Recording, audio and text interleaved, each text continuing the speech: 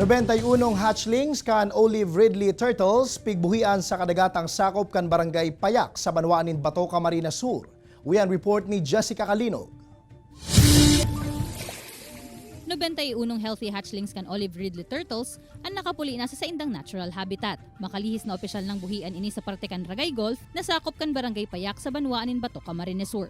Ang olive ridley turtles ang saro subuot sa 7 species kan pawikan na endangered na, huli sa mga kaso kan illegal na poaching kaini.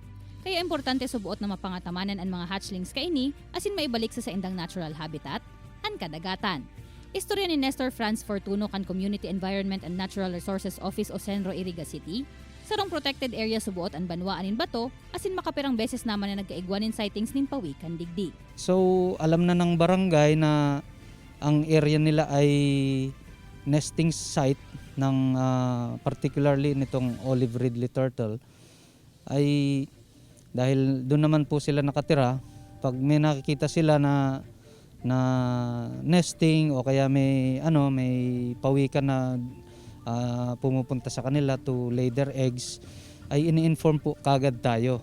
Kaya dagos-dagos man subuot ang monitoring kan sa indang opisina sa nasambitan ng barangay, magin sa ibang area na may nesting site, hasta sa ready for release na ang mga hatchlings kaini. May na yan may certain number of days kung kailan sila mag-hatch. So kahit gabi na talagang pumunta po kami para i-release kasi hindi dapat ma-stress ang hatchlings.